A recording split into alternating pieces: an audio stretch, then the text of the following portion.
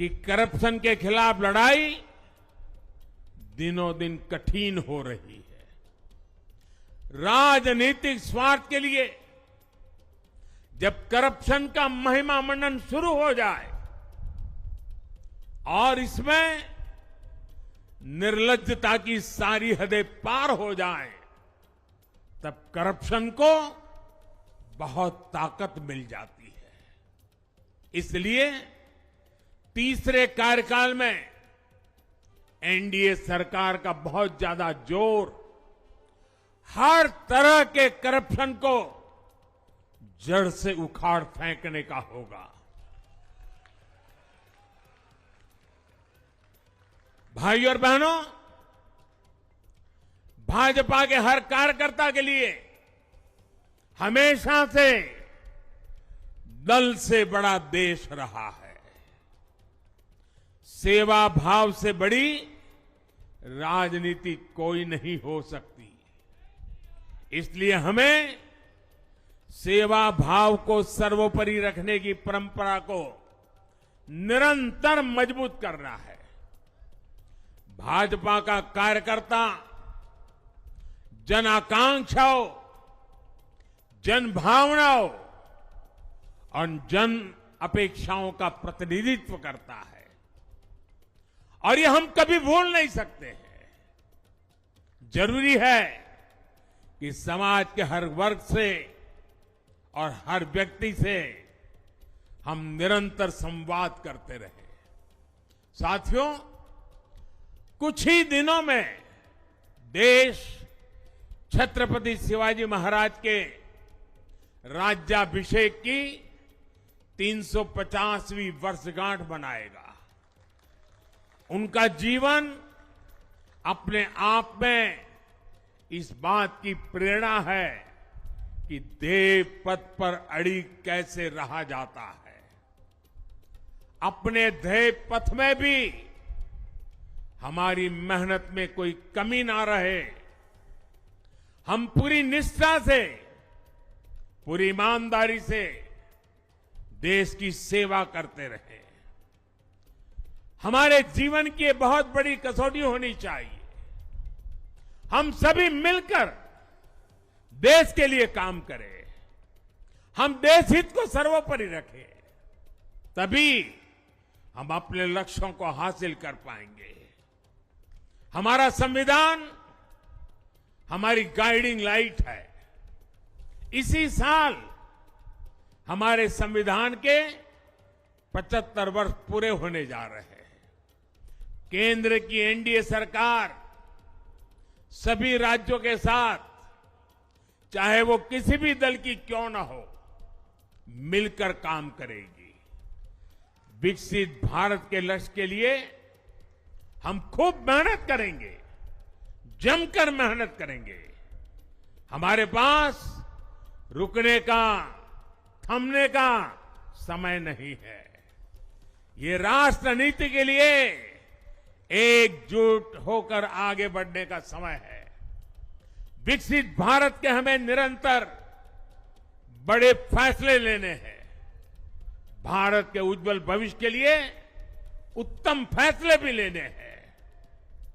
6 दशक के बाद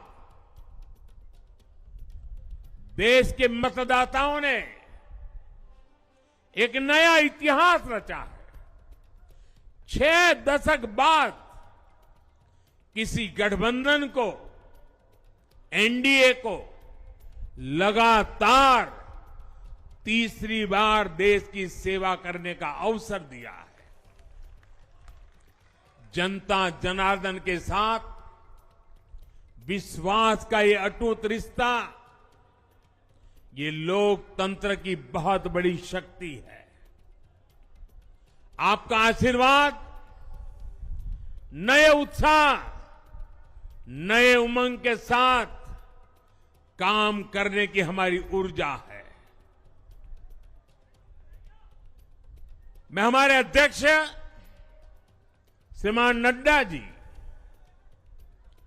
और संगठन की केंद्र की टीम, संगठन की राज्यों की टीम, जिले की टीम, मंडल की टीम, बूथ लेवल की कमेटी हो या पन्ना प्रमुख, नड्डा जी के नेतृत्व में अनेक चुनौतियों के बीच जिस हिम्मत के साथ,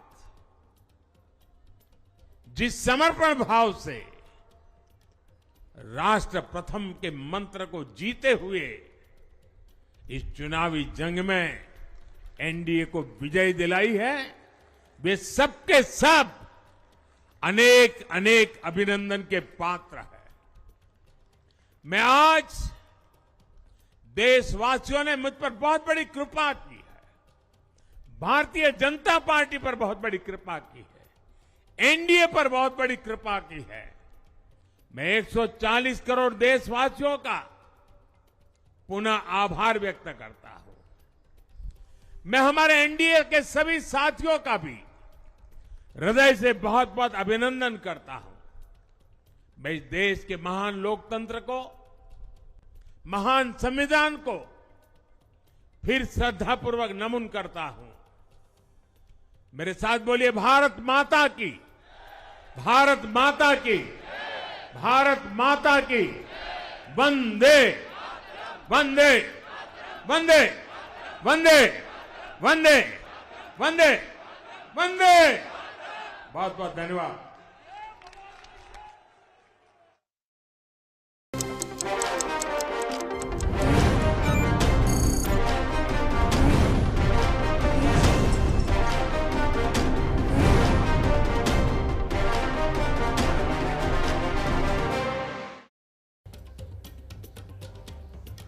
नमस्कार, मैं हूं जगविंदर पटियाल। छोटी आवाज के बड़े मंच पर आपका स्वागत है। आप देख रहे हैं एबीपी न्यूज। इस वक्त टाइम हो गया है पब्लिक इंटरेस्ट का।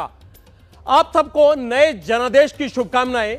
18वीं लोकसभा में किसी भी दल को स्पष्ट बहुमत नहीं मिला है। सत्ता में बैठी बीजेपी बहुमत के आंकड़े से दूर है। एनडीए गठबंधन के पास बहुमत का रुझान जरूर है।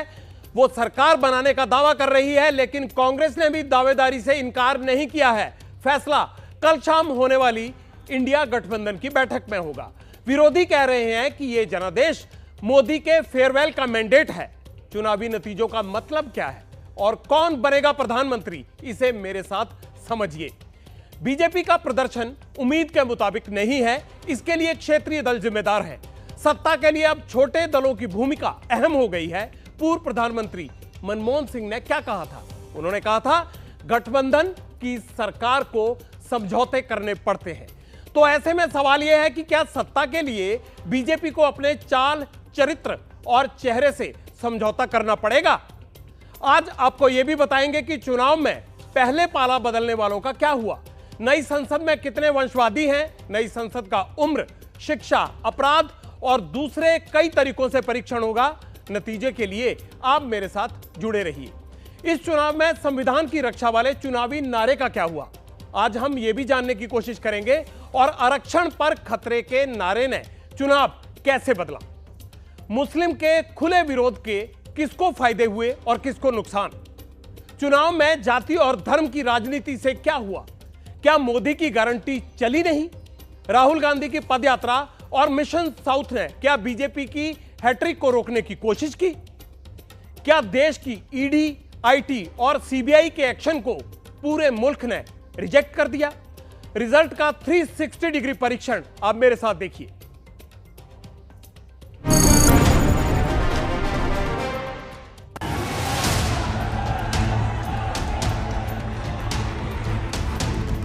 दो 2024 के चुनावी नतीजे क्या मोदी की फेयरवेल का मैंडेट है?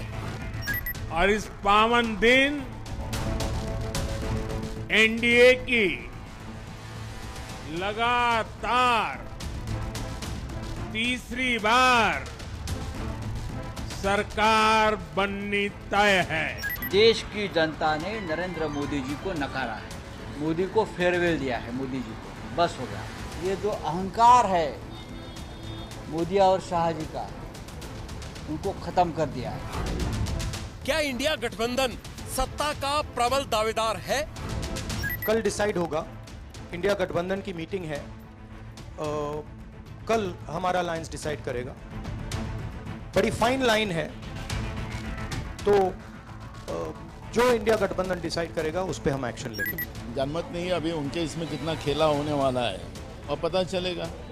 कांग्रेस के कार्यकर्ताओं का एक भावना है कि राहुल जी देश के प्रधानमंत्री बने और देश की जनता की भी भावना है। क्या बीजेपी को गठबंधन सरकार के लिए चाल, चरित्र और चेहरा बदलना होगा?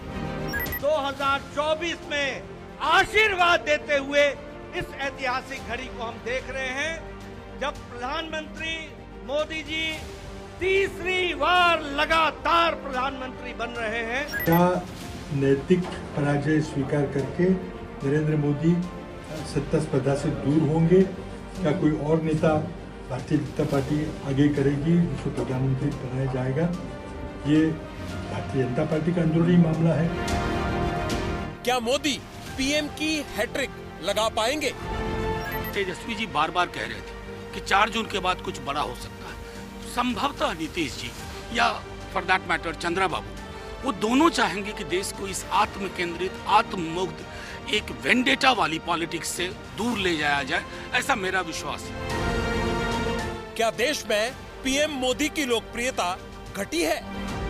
इससे साबित होता है कि मोदी जी की लोकप्रियता खत्म हो चुकी है। केवल धन बल और सत्ता के बल पर चुनाव जीते हैं। 18-18, 20-20 मंत्री, 8-8, 10-10 राज्यपाल, अमित शाह जी यहीं 10 दिन कैंप किए, 15 दिन, मोदी जी 3 दिन 4 दिन यहाँ आगे रात को रात रुके, उसके बावजूद ये हालत हो गई। बीजेपी बहुमत से दूर, 400 का संकल्प चूर। सब कुछ होने के बावजूद भारतीय जनता पार्टी 10 साल शासन करने के बाद अपने बलबूते पे मेजॉरिटी मार्क भी टच नहीं कर पा रही। ये बहुत बड़ी गंभीर बात है जो गठबंधन को मजाक के तौर पे उड़ाया करती थी। वो पार्टी आज एक सीट वाली पार्टियों के आगे गिड़गिड़ा रही है। कौन बनेगा प्रधानमंत्री?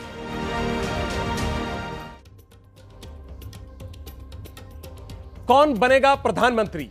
देश के मन में इस वक्त यही सबसे बड़ा सवाल है, क्योंकि 2024 के जनादेश में किसी भी पार्टी को स्पष्ट बहुमत नहीं मिला है। बहुमत का आंकड़ा एनडीए गठबंधन के पास है, लेकिन दावेदारी में कोई भी पीछे नहीं रहना चाहता। इंडिया गठबंधन ने भी कह दिया है कि सरकार बनाने के दावे पर फैसला कल होगा। इसीलिए पटियाल आज के परीक्षण की शुरुआत एक पुरानी तस्वीर से करना चाहता है। यह तस्वीर 11 महीने पुरानी है। तारीख थी 14 जुलाई 2023। दिल्ली में एनडीए की एक अहम बैठक हुई। इसमें 38 दल शामिल हुए। अध्यक्षता पीएम नरेंद्र मोदी ने की थी। इसी तस्वीर में आज के नतीजों की स्क्रिप्ट लिखी थी। बीजेपी को उसी दिन आज के नतीजों का अंदाजा हो गया था। शायद इसीलिए बीजेपी ने गठबंधन की संख्या बढ़ानी शुरू कर दी थी। आज नतीजे गठबंधन के पक्ष में हैं, पार्टी के पक्ष में नहीं है। बहुमत गठबंधन के पक्ष में है, इसलिए प्रधानमंत्री और सरकार पर कयास शुरू हो गए हैं। जैसा कि हमेशा होता है, गठबंधन का नाम आते ही सियासी तस्वीर जरा धुंधली हो जाती है। 2019 में बीजेपी ने अकेले 303 सीटें जीती। सब कुछ साफ था, गठबंधन के साथी थे, लेकिन कोई कंफ्यूजन कहीं भी नहीं था। 2024 में बीजेपी 250 के पार नहीं पहुंच पाई है।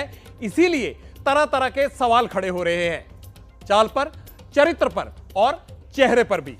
कौन बनेगा प्रधानमंत्री और किसकी बनेगी सरकार? इस सवाल को कांग्रेस के जवाब और उसके रहस्यमयी ढंग से आज के किए गए ऐलान से और पेचीदा बना दिया है। कांग्रेस ने कहा है कि सरकार बनाने के दावे पर कल इंडिया गठबंधन की बैठक में फैसला होगा। आप अपोजिशन में रह के आप और पार्टी मजबूत करना चाहते हैं या सरकार बनाना चाहते हैं? आप चाहते क्या हैं? नहीं, देखिए, हम एक कोलिशन के भाग हैं, ठीक है। कांग्रेस पार्टी है, बाकी पार्टियां हैं, और उनके साथ अभी हमारा डिस्कशन नहीं हुआ है। हमने, भैया शांत हो जाए, हमने उनसे कहा था, इंडिया पार्टनर से कहा था कि चुनाव के बाद 5 तारीख को हमारी मीटिंग होगी और उस मीटिंग में हम ये जो सवाल है इसको डिसाइड करेंगे। तो सचमुच में इस सवाल का जवाब आज हमारे पास है नहीं, कल होगा। इंडिया गठबंधन और कांग्रेस पार्टी सिर्फ एक राजनीतिक दल के खिलाफ नहीं लड़ी थी। ये चुनाव हम बीजेपी एक राजनीतिक दल हिंदुस्तान के इंस्टीट्यूशंस, हिंदुस्तान का जो पूरा गवर्नेंस का स्ट्रक्चर है, इंटेलिजेंस एजेंसीज, सीबीआई, ईडी, ये सब आधी जुडिशरी, इन सब के खिलाफ हम लड़े थे, क्योंकि इन सब संस्थाओं को, इन सब इंस्टीट्यूशंस को नरेंद्र मोदी जी ने और अमित शाह जी ने कैप्चर करा, धमकाया, डराया। जो देश में चुनाव के रिजल्ट आए हैं, ये मैं तो पहले कहूंगा, ये जो रिजल्ट है जनता की रिजल्ट है और ये जनता की जीत है और लोकतंत्र की जीत है। हम विनम्रता से जनमत को स्वीकार करते हैं। इस बार जनता ने किसी एक दल को पूर्ण बहुमत नहीं दिया। ये मैंडेट मोदी जी के